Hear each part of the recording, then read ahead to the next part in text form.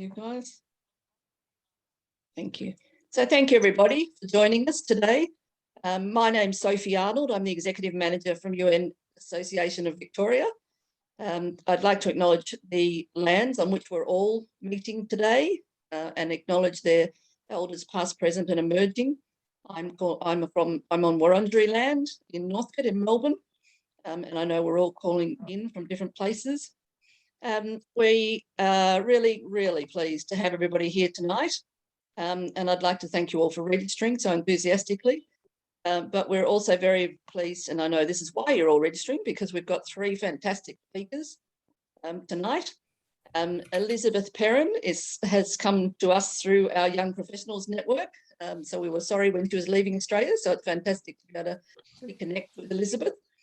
She's in Bangkok with Humanitarian Affairs Asia, and she'll explain how she's got to be there. Anna Olsen was connected into us for this webinar, which is fantastic, and is with the ILO, the International Labour Organization, who have been fantastic hosts to us when we've taken our study tours to Geneva and New York. It's been fantastic to see the beautiful ILO building in Geneva and meet with Greg, and also to go to the office in New York. So we've been very lucky with that. And Marinda is in Bangkok with DFAT, and Marinda we know from being in Victoria First.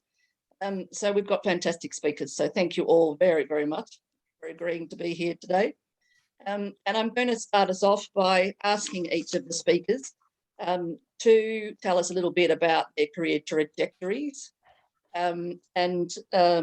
We'd like to hear how their career paths have taken them to their current position now. And it'd be great if I could just start off with you, Anna, briefly. Thank you. Hi, everybody. I assume you can all hear me, so I will launch it off. Thank you all very much for having me, and thanks for your interest in the ILO and, of course, in general with international careers. For me, I always feel a little bit ill-equipped to answer this question, which I have had before, because I don't feel that I was extremely deliberate in my path to my current role. So perhaps it's not lessons that should necessarily be followed. But I did some teaching in Cambodia as part of a gap year while I was at university. And then when I went back to university, I focused my law studies on Southeast Asian law and society and development. After that, I worked for the government in the Northern Territory for a period, and also the Victorian government working with Indigenous women's issues mainly. I then accepted a role supporting the Minister for Women's Affairs back in Cambodia, and from there transitioned to a project working specifically on human trafficking in Cambodia with a civil society organization called the Asia Foundation, that some of you might be aware of. From there, I did some time as an independent consultant for various different international organizations and UN agencies. And then about 8 years ago, 8.5 years ago now, which is mildly terrifying, I took a role with the International Labour Organization on a project called Triangle in ASEAN, which is actually funded by DFAT and also Global Affairs Canada.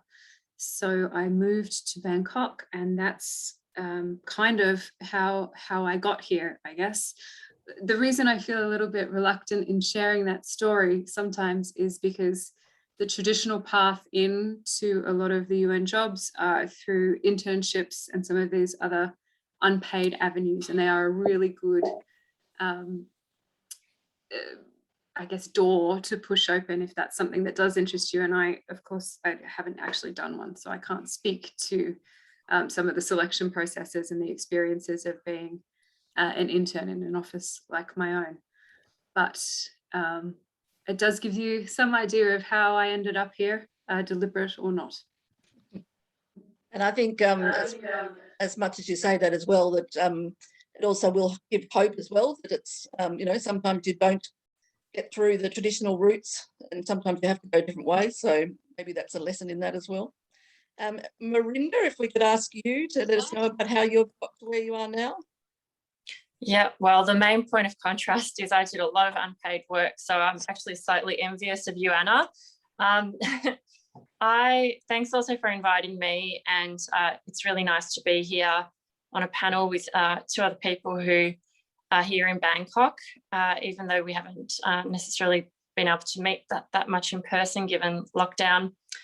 My career path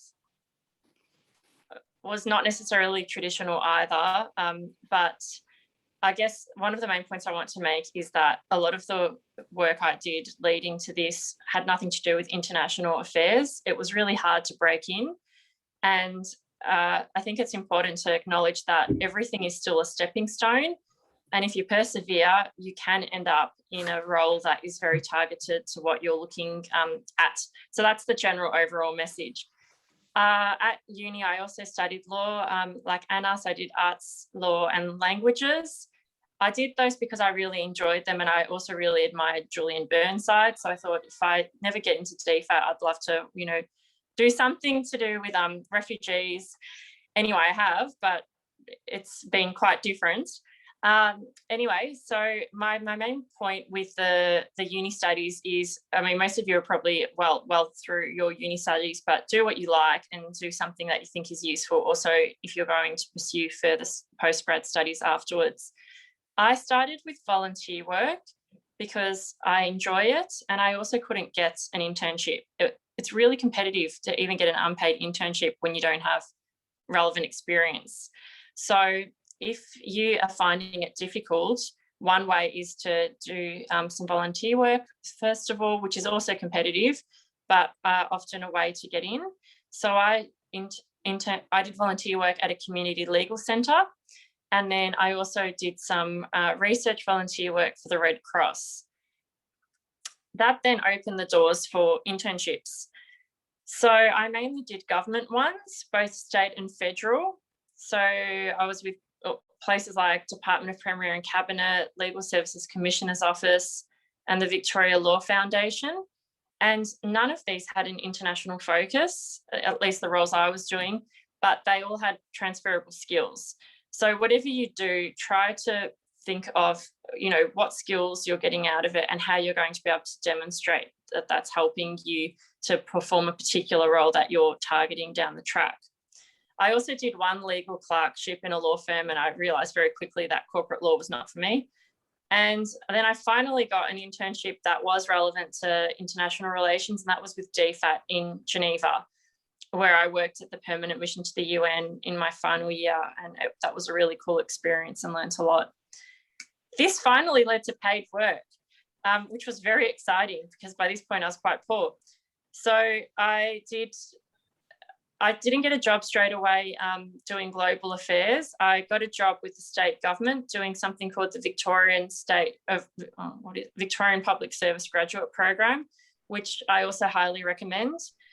You actually rotate between departments, so you get excellent experience, and as a policymaker and public servant, it really gives you an appreciation of different pressures on different departments and how they might be looking at the same issues from different angles.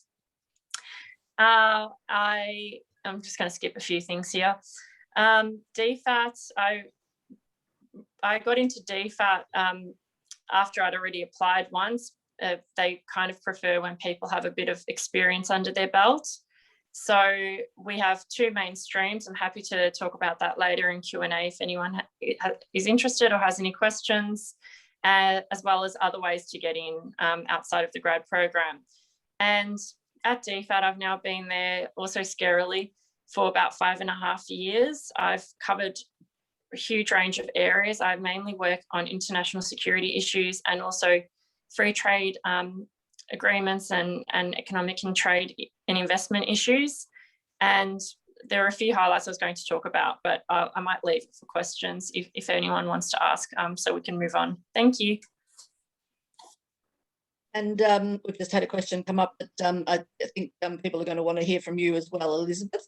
So we'll hand over to you to hear about your career path. Well, hi everyone. First of all, I'm really pleased to be able to reconnect with Sophie at the UNAA I really enjoyed being part of the Young Professionals Committee, and it's really an honor to hear from Mirinda and Anna and to share my experience. In terms of my career path, I was strongly interested in international studies units I did in my undergraduate course in communication. And I remember towards the end of my undergrad studies, I came across this really interesting postgraduate course at Monash called the Master of Diplomacy and Trade. And I thought to myself that would be my dream to study this course in a couple of years, maybe. But at that moment, I needed to get into a full-time job. So I found employment with Australian Catholic University, ACU, first in a faculty administration role, which then led to a marketing and communications role. And just as ACU evolved and grew as a young university, so did the diversity in my roles. And many of the experiences at ACU served as a stepping stone, as a strong foundation to gain transferable skills. What Mirinda mentioned, those transferable skills that you get, in any full-time employment after graduating, for example. But whilst working at ACU, I was always searching for ways to get closer to international affairs. So I became a member of the Australian Institute of International Affairs. And I think I attended about 4 or 5 of the Institute's international careers conferences. And then a couple of years later, while still working at ACU, I finally was able to enroll into that dream postgrad course and complete the Master of Diplomacy and Trade, which actually helped me to grow my confidence and also my purpose to learn more about international development, diplomacy, and multilateral work. And during that time, it was so rewarding to be part of the UN AAV Young Professionals Committee to help organize events and advocacy, especially around the UN SDGs.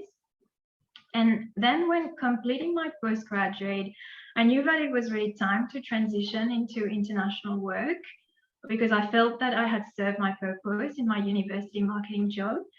And at that time, I attended the University Scholars Leadership Symposium organized by Humanitarian Affairs Asia at the UN Conference Center in Bangkok.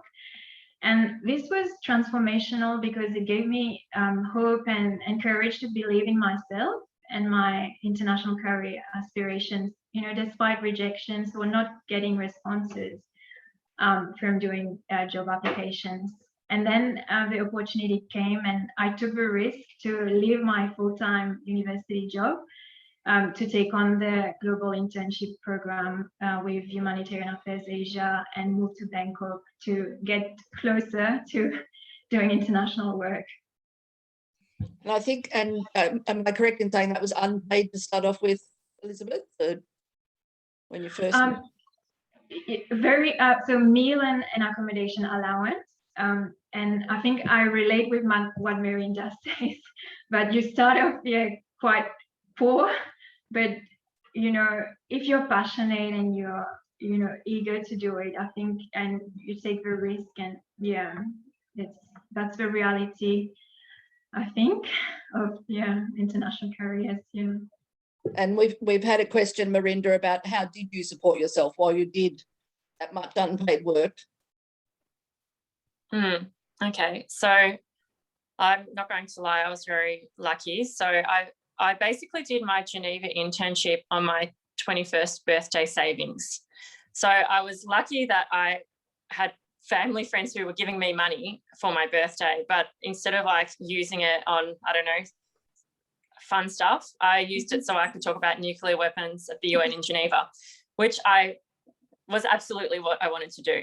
So no regrets there at all. I decided to stay at home. I realized I couldn't afford rent and have the luxury of also doing all this unpaid work. So I worked on the weekends. I was studying law, arts law, which was a pretty demanding course. And then I was doing sometimes up to 3 days of unpaid work a week. So I was very fortunate because my parents were still able to give me a roof, and I didn't have to, worry about having to pay rent and doing all of these things. But there were a few trade-offs. Like for instance, I never got my license at the time to buy a car because I knew I had no money for a car. So it was just kind of, making lots of conscious decisions. But I think that it's really important that everyone gets an opportunity, and, it shouldn't just be people who are able to support themselves and pay for certain things. So I think, kind of as Elizabeth said, sometimes it does mean that you're not having the most glamorous life. Like when I was in Switzerland, I was eating 90 cents couscous, literally. And, that's fine. So sometimes you just need to, if something really matters to you, it's best to just try and pursue it in any way. I'm not advocating to,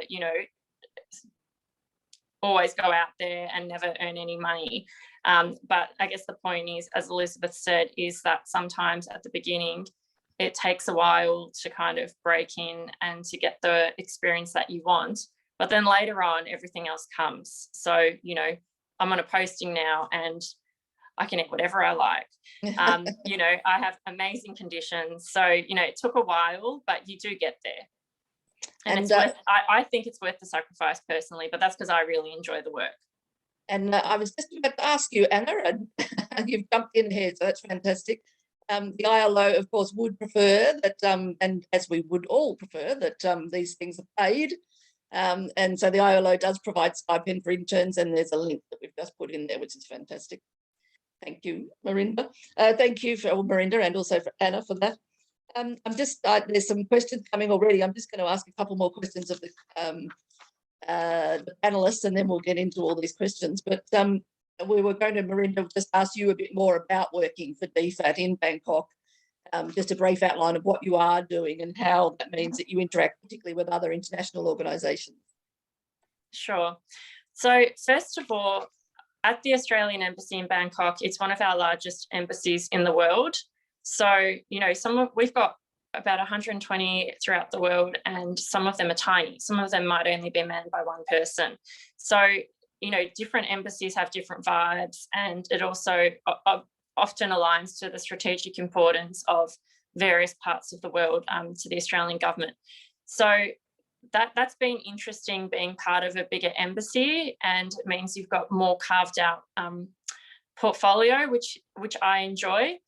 Having said that, with COVID-19, everyone's had to be extra flexible and take on extra requirements and issues under their portfolio. And we've also been working on a split schedule roster. So we spend some time in the embassy, some time at home.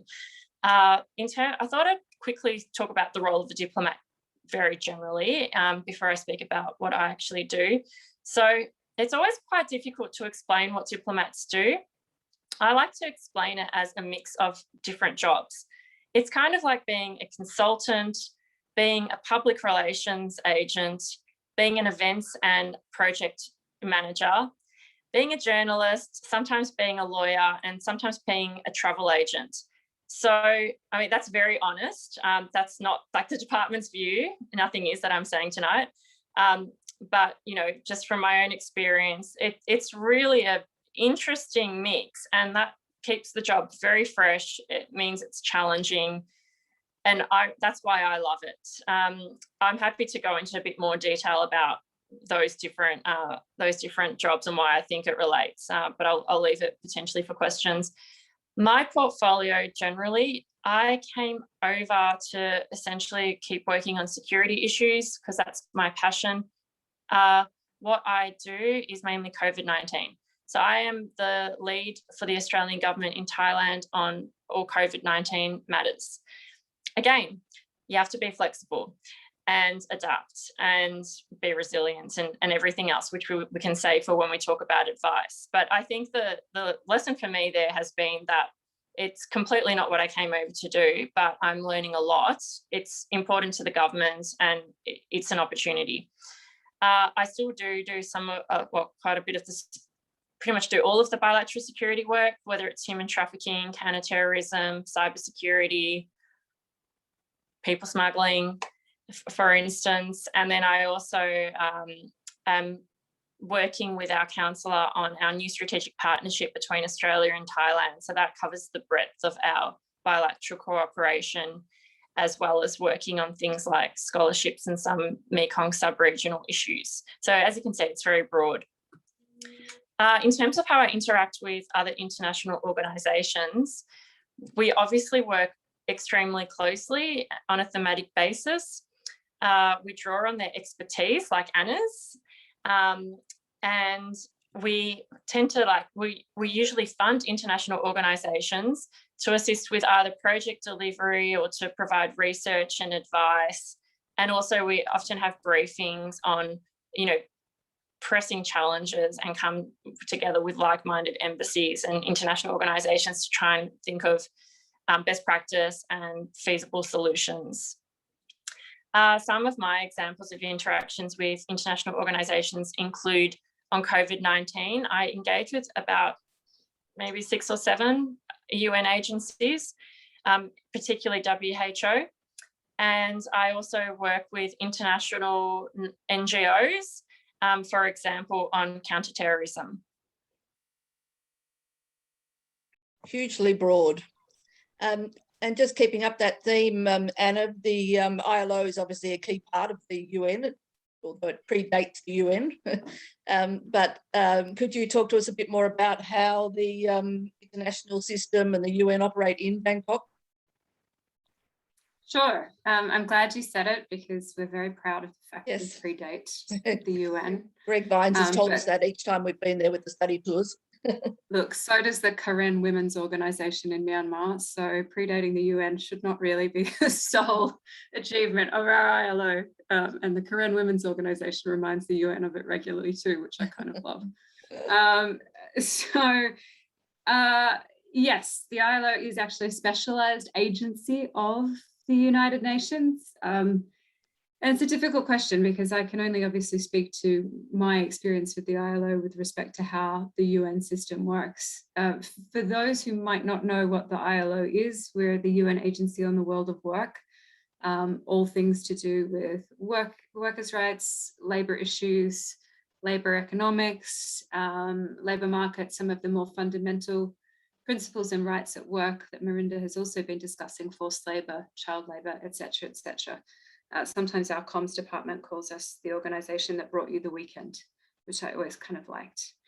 But within the UN system, I guess we work as all of the other agencies do, which is basically to stimulate the fullest possible realization of human rights within a development context in Thailand.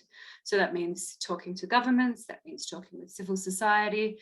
The ILO itself operates in a tripartite manner, which means that everything we do is with workers, employers, and governments, with the idea that bringing these parties together will give you the kind of the wins that we are looking for in the world of work and allow us to create dignified work that does also stimulate economic development and inclusive economies.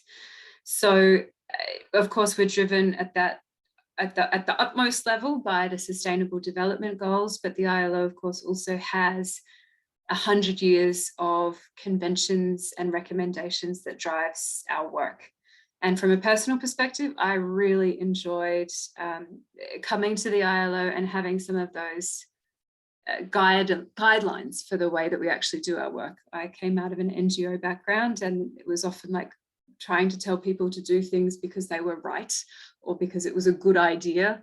And the ILO has this immense body of knowledge and experience and a really clear mandate of why we say what we say and why we recommend what we recommend. It was kind of like suddenly having a Bible. And for a non-religious person, that was pretty amazing for me. In Bangkok, the ILO, like I would say almost all of the agencies that I can think of, we have a national office, the Thailand National ILO's office, and also a regional hub that's based out of Bangkok. And a lot of places have a regional hub based out of Bangkok serving the ASEAN region or some other sub-regional political grouping, whatever it may be, depending on the agency. So I actually work for a regional program, which interestingly means that I don't actually work on an awful lot of Thailand issues. Normally, I am working predominantly in Myanmar, Laos, Vietnam, and Cambodia.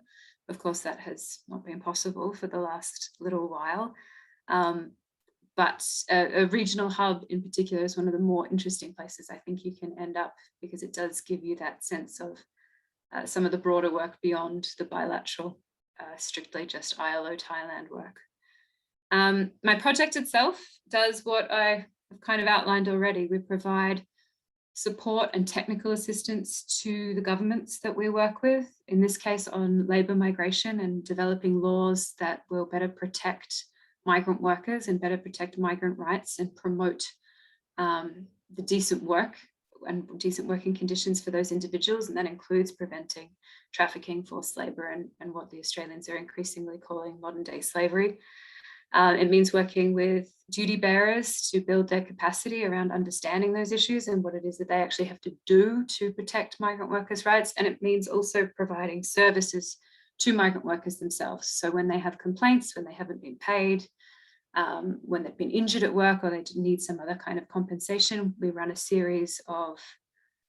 network, I suppose, of migrant worker resource centres that allow migrant workers to walk into those centres and get the services that they need. The hardest part about that, of course, is translating those complaints and those issues back into systemic change along the supply chains that we work in. Some of those supply chains are some of the most, I think, difficult for rights at work, domestic work, fishing, the sex and entertainment industry, hospitality and tourism, all places that you would expect migrant workers to be well represented, but of course, all sectors that are extremely difficult to ensure decent working conditions within. So I think that maybe rambled and answered some of your question at least. No, that was excellent. And I might just stick with you for a minute, if that's all right. Anna, given you just said you had an NGO background, we've had a question for all the panelists. Do you mind giving any suggestions about how to develop an individual career as a member or a co-founder of a non-for-profit organisation in the international sort of sphere? Yeah, it's a tricky one. In my experience, NGOs there's a very varied level of engagement with UN agencies. Some are quite engaged, some are quite separate. Some prefer it that way. I don't know which side the kind of questioner comes from. There are completely legitimate reasons why you wouldn't want to be working with the UN agencies or with governments or with government funders or with UN agency funders, et cetera, but if that's not sort of an obstacle, I would say kind of getting into those circles and having those conversations will start to expose you to some of the higher level discussions and higher level forums that you may want to be present and recognized in to take a different step beyond the NGO world. That said, I mean, I fully hope to be bouncing in between UN agency work and NGO civil society work for the rest of my career. So we may have to do a tag team and I'll bounce back out. You might bounce in to the system, so to speak. So I would just say try and engage as much as possible with the kinds of organizations that you want to be working with and reach out.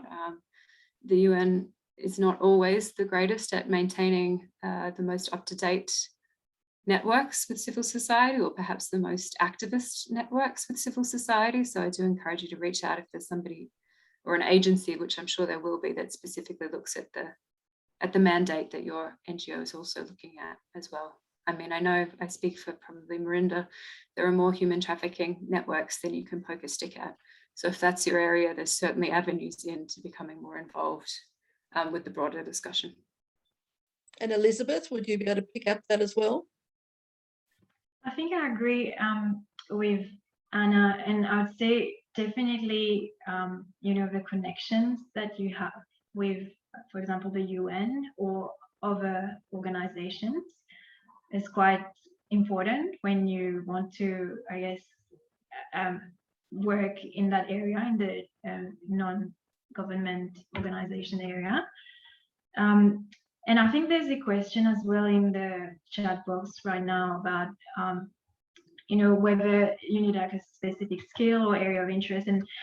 And and any advice, for filtering through the many different options, I would say definitely you need to know what your passions and your interests and your purpose are, and that actually helps you then to research organizations, NGOs that work along those in a similar line of your interest, and that definitely helps in terms of knowing where do you want to go in your future career. Yeah, that's what I would say. And you've just sort of touched on a point that another question is covering, and I might ask you, Merinda.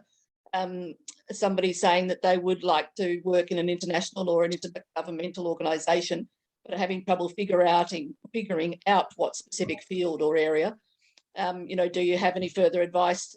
Elizabeth's just touched on, trying to make it your passion, or trying to think of it in that way. But do you have any other advice about how people can, target specific areas, filter through?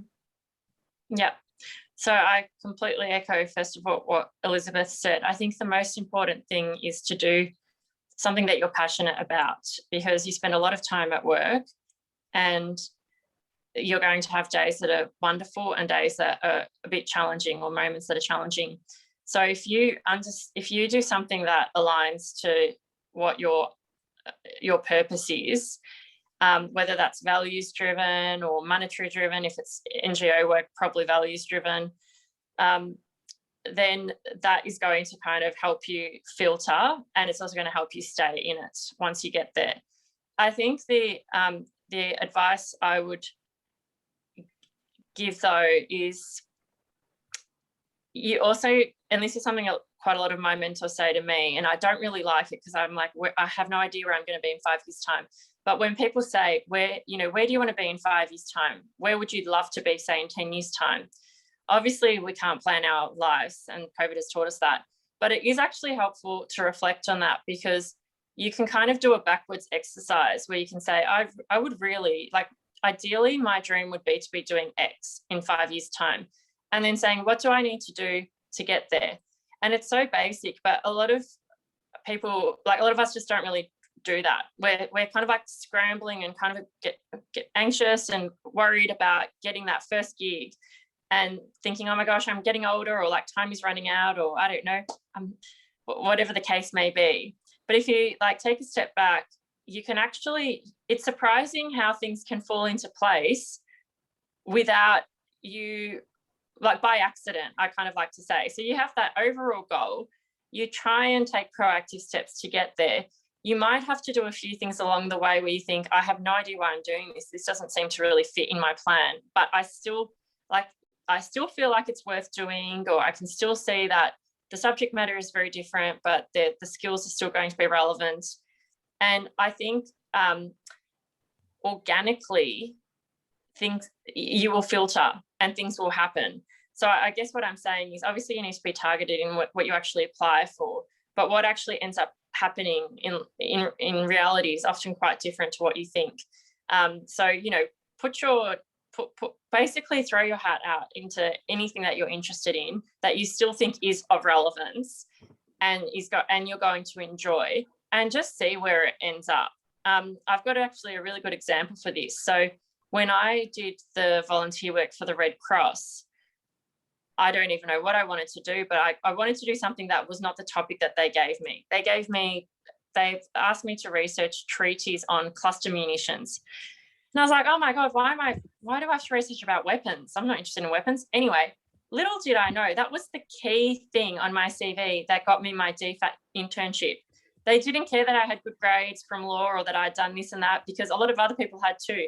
They said, you were the only person who actually had any, I was lucky because I also had the subject matter experience. So I know that's kind of contradicting what I said before, but all the other stuff still helped. But that was kind of the icing on the cake. And at the time, it did not fit. The subject matter did not fit with the idea I had of what I wanted to pursue down the track. But it was still in IR. So it was still vaguely somewhere there. So, that then kind of helped me get into DFAT. And that has actually helped me develop the most experience in international security at my level in the department. And I've now like become Australia's, I was Australia's UN fellow a couple of years ago, where I got to go to 3 continents and learn more about every main security issue under the sun. And it all stems from that experience. Anyway, that's a very convoluted roundabout way of saying that have some vague plan, but don't worry if it looks like you're deviating. So long as you can see that there's still some relevance, I'm sure it will serve you well in future. I hope that kind of answered your question. And Anna, you said you, sort of didn't come through the traditional clear plan, based, but did it have that interest that drove you rather than, is that what you kept sort of pursuing? And I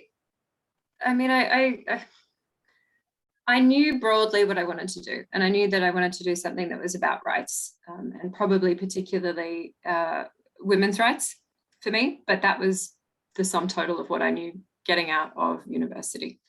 And I guess maybe to echo both of these individuals, I knew that I would always find women's rights inherently fascinating, so that there would be some subject interest for me in whatever I did with that. And I allowed, I guess, as Mirinda's kind of explained, the jobs to sort of put me more in niche areas as I went through them, basically. But I knew that if I was talking about women in work, women in migration, I would be kind of okay in terms of being having an interest in the work that I was going to do to balance out the incessant administration and bureaucratic nightmares that also, of course, come along with any of these international jobs.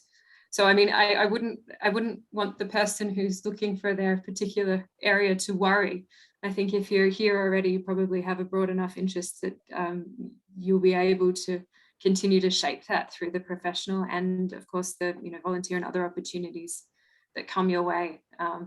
The other side of that, of course, is ending up where I am now, which is feeling like I'm far too niched and I have too little or too specific experience to be able to continue to move and grow in directions that I might want to over the next little while. So don't feel like it's a bad thing.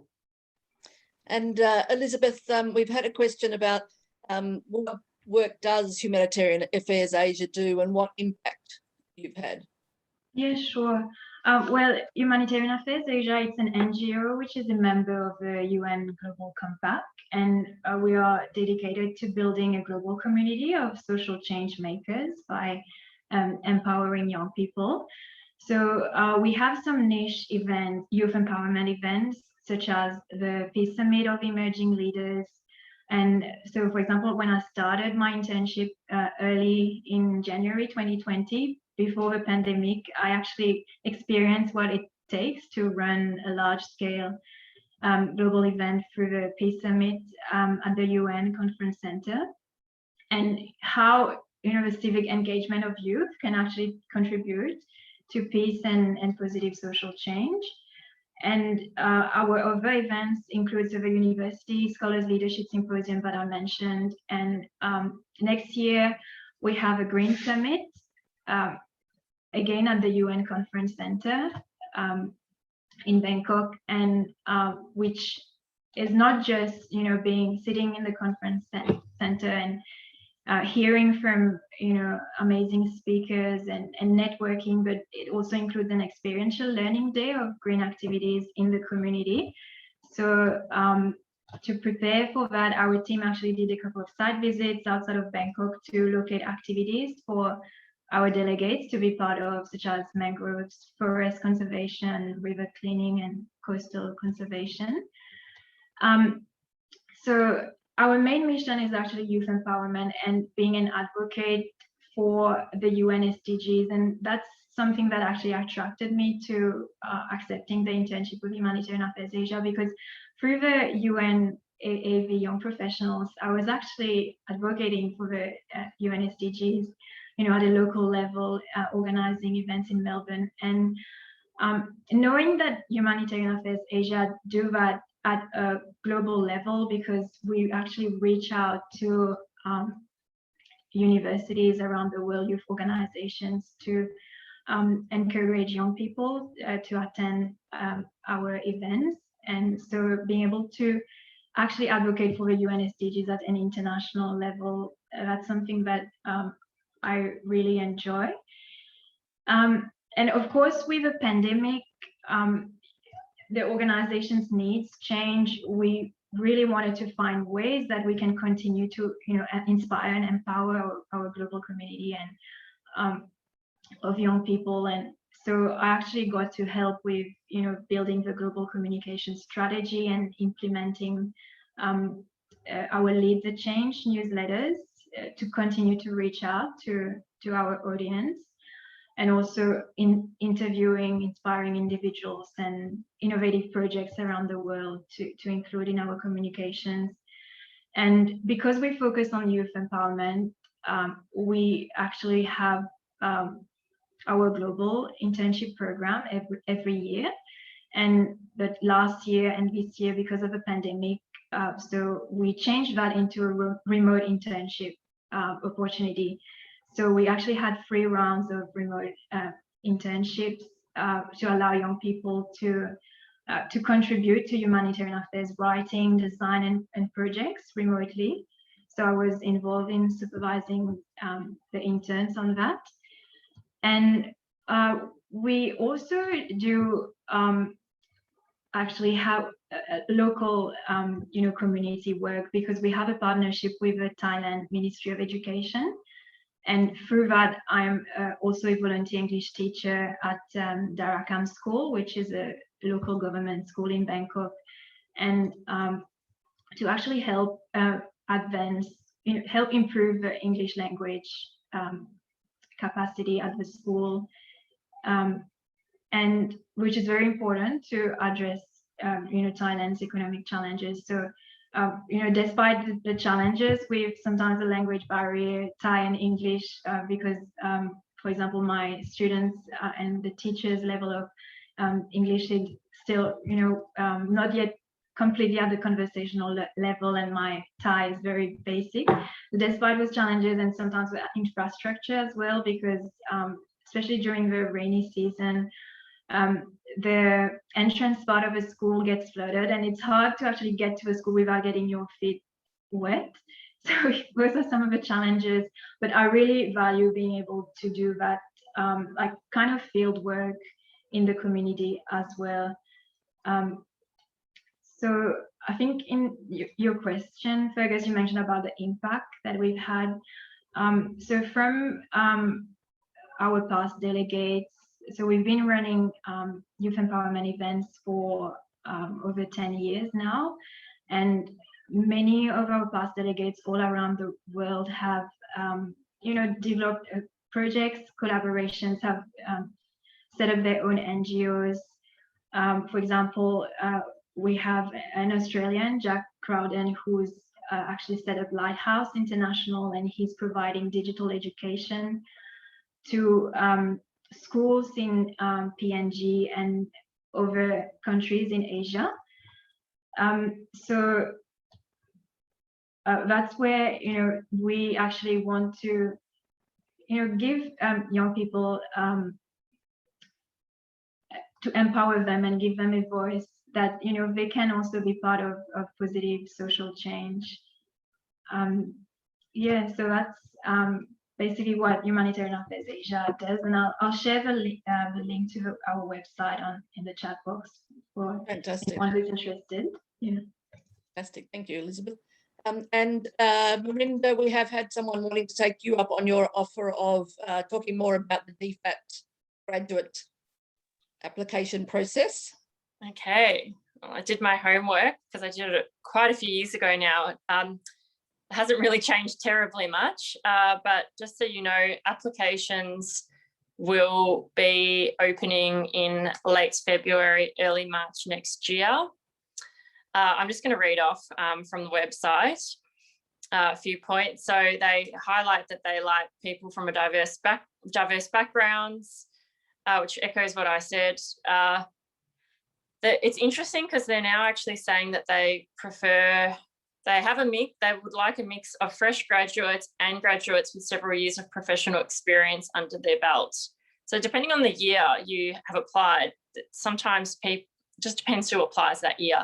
sometimes people tend to have quite a bit of experience, other times not. But I think generally speaking, it's quite, you have a lot of applicants. So the more experience I think that you bring, the better, because it shows that you've got even more to draw on in the role.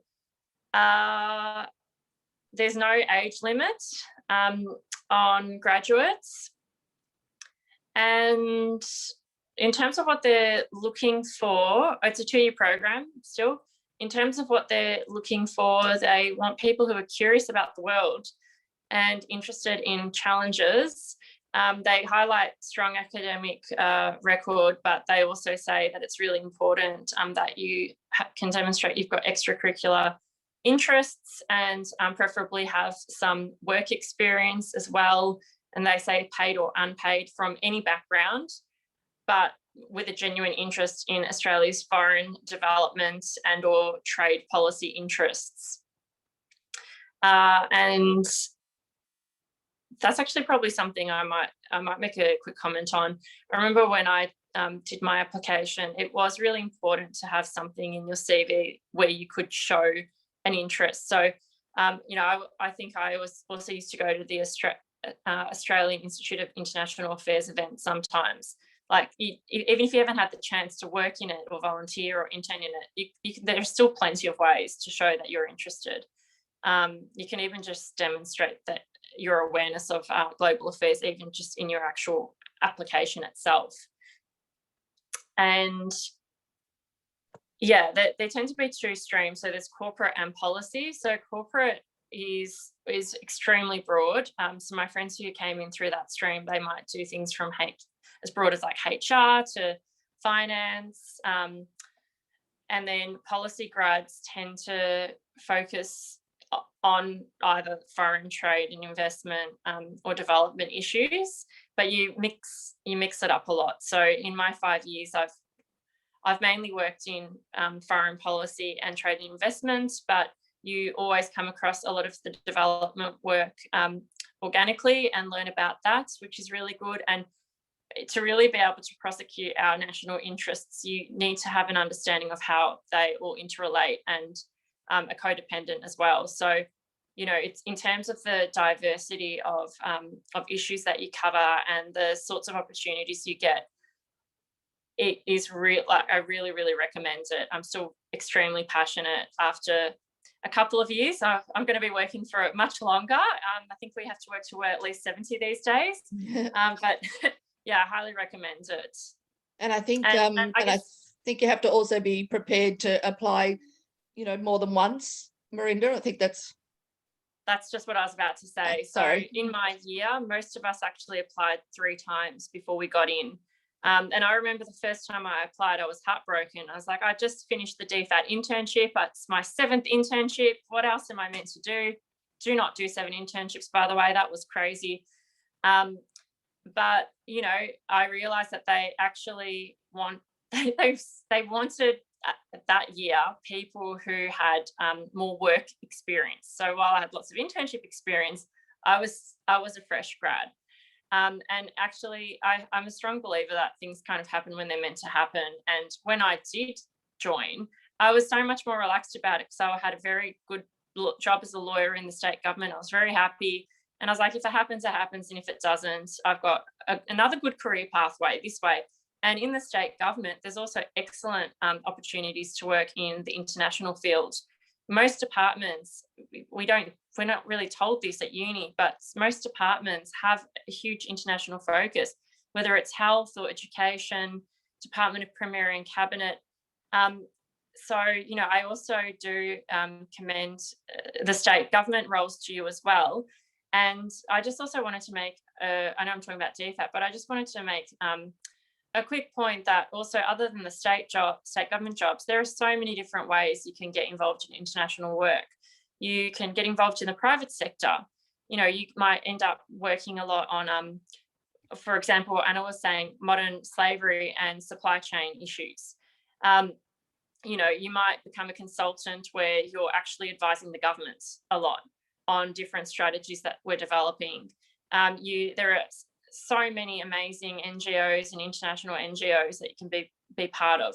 You can even join an embassy in Australia and work as what we call locally engaged staff. So you might be working for, I don't know, for instance, the Japanese embassy, and you're developing all this experience that can still help you get to the same point if that's where you want to be. That's really good advice too. And Anna, excuse me, Anna, we've had a question that I might point to you. It's an interesting question. It's from Yanan, who's talking about wanting to get information out, particularly to teenagers, around the SDGs and other things. And is it better to be a civil agency between the UN and their audience, or is it better to try and work within the UN? Or that's an interesting thing that I'm sure you grapple with in terms of the ILO getting messages out and